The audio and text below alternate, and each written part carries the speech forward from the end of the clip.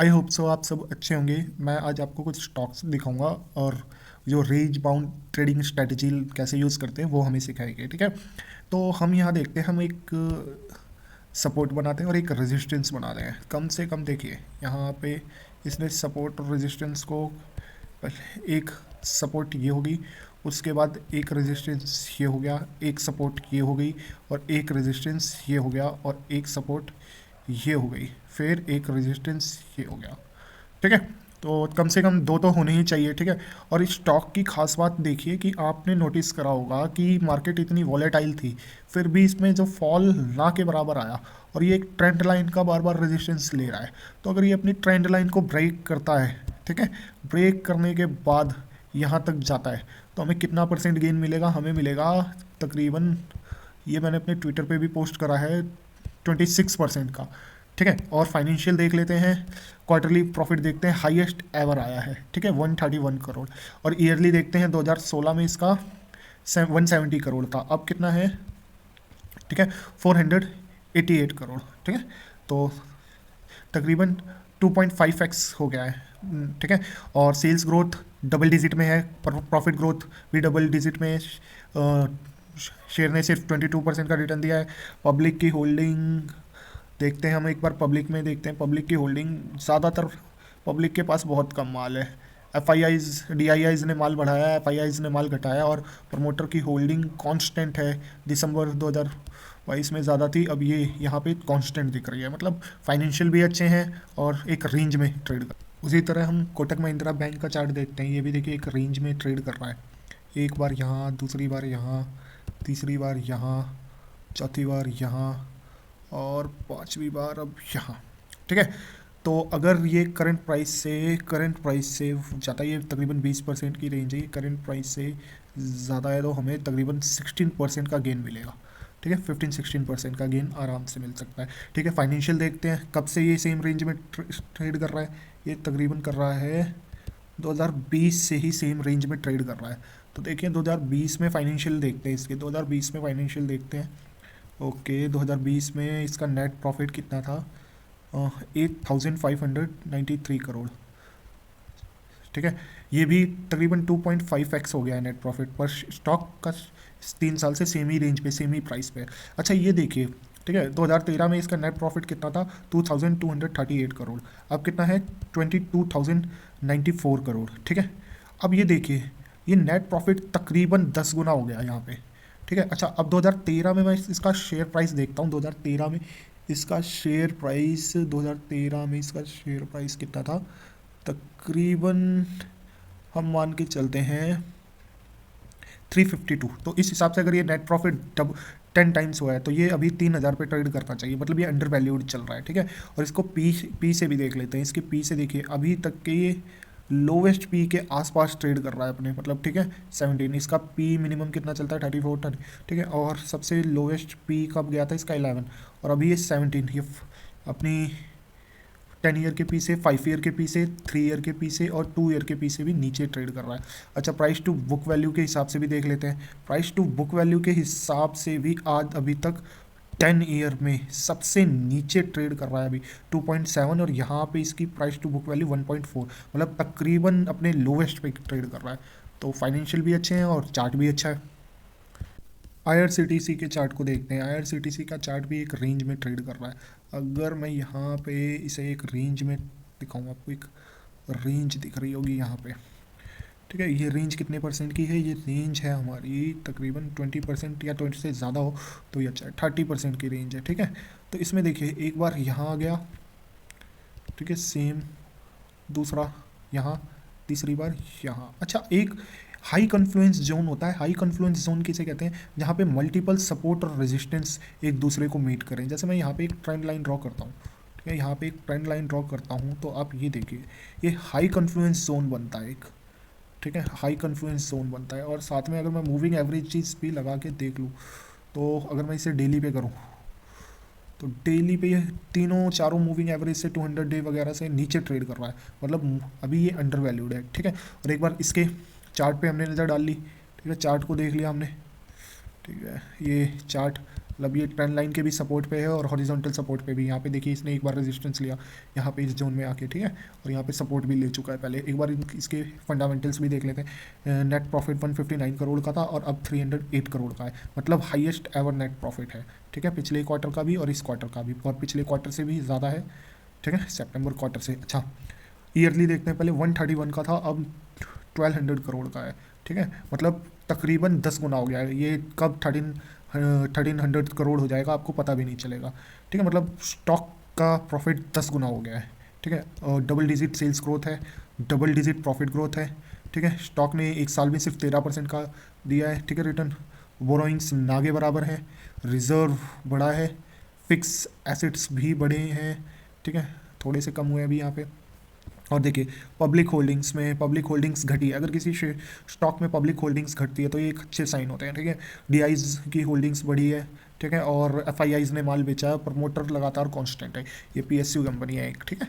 चलो, बजाज फाइनेंस भी एक रेंज में ही ट्रेड कर रहा है। अब देखिए बजाज फाइनेंस में अगर मैं एक रेंज बनाता हूँ यहाँ पे, ठीक है, एक रेंज बनाता हूँ तकरीबन यहाँ पे, ठीक है, ये रेंज बना ली मैंने एक, और यहाँ पे मल्टीपल सपोर्ट और रेजिस्टेंस भी लिया, इस वजह से मैंने मैक्सिमम पॉइंट टच करने के लिए, ठीक है।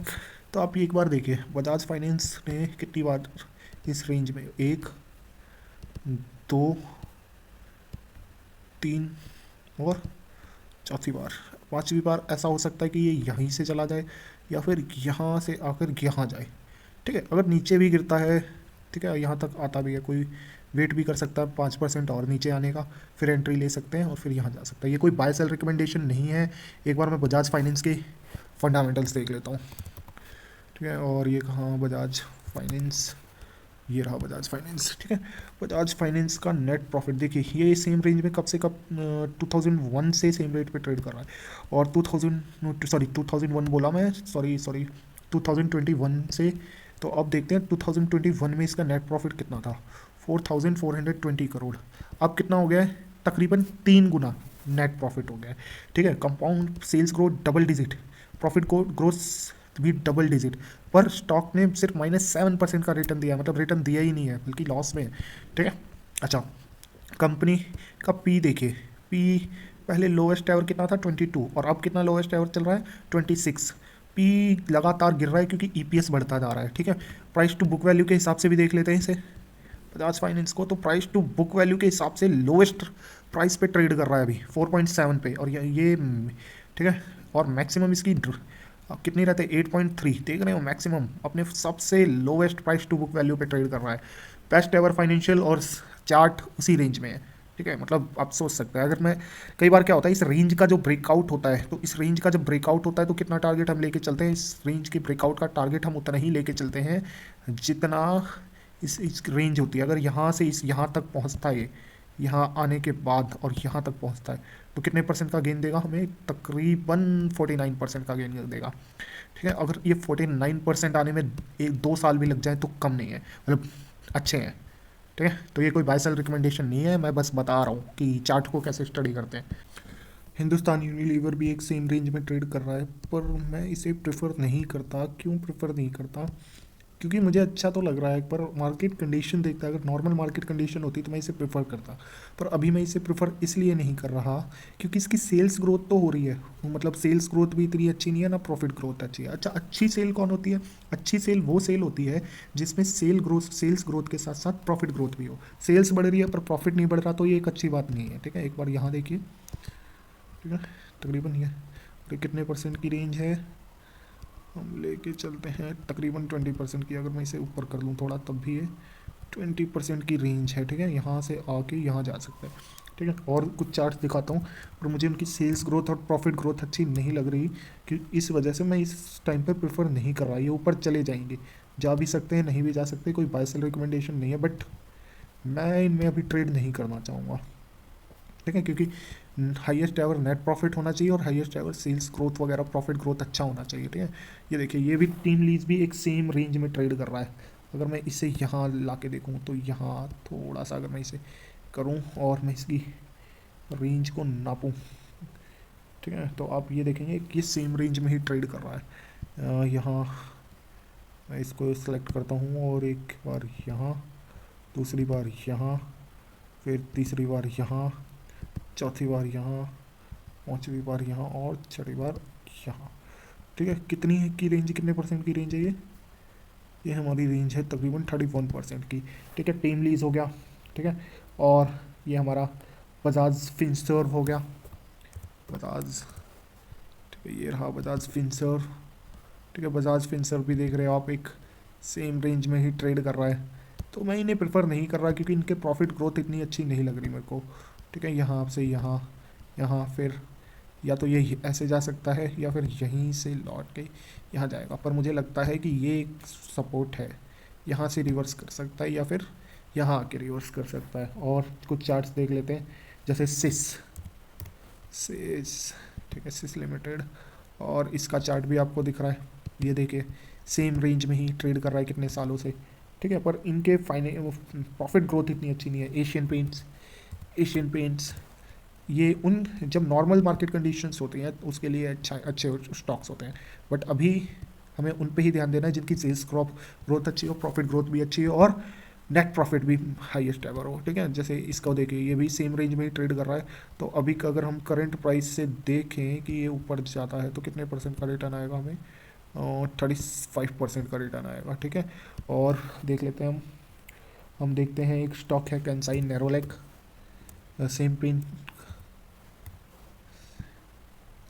भी सेम ही रेंज में ट्रेड कर रहा है, देख रहे हैं आप, ये देखिए कितनी बार सेम रेंज में ही ट्रेड कर रहा है।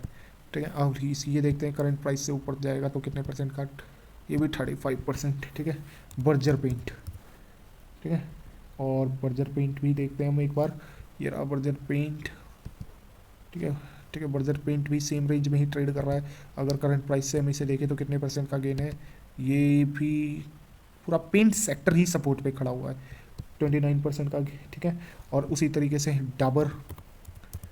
ठीक है, ये वो स्टॉक्स हैं जिनकी प्रॉफिट ग्रोथ मेरे को अच्छी नहीं लग रही। ठीक है, डाबर में देखिए एक बार यहाँ, एक बार यहाँ, एक बार यहाँ, अब तीसरी बार यहाँ से यहाँ जा सकता है। ठीक है, ओके, और कौन से स्टॉक्स हैं, और हमारा हिंदुस्तान यूनिलीवर हमने डिस्कस कर चुके हैं, और हमारा एक कोटक महिंद्रा भी हमने डिस्कस कर लिया, और हमने बजाज फाइनेंस भी डिस्कस कर लिया, हमने IRCTC भी डिस्कस कर लिया। तो ये कुछ चार्ट है जो सेम रेंज में ट्रेड कर रहे हैं, पर हमें कौन सा चूज़ करना है, हमें वो चूज़ करना है जिसके बेस्ट एवर फाइनेंशियल है। जैसे कोटक महिंद्रा, बजाज फाइनेंस, ये कोई बाई सेल रिकमेंडेशन नहीं है, कोटक महिंद्रा, बजाज फाइनेंस, IRCTC। ठीक है, ये कुछ एक अच्छे चार्ट थे। ठीक है, मेदांता,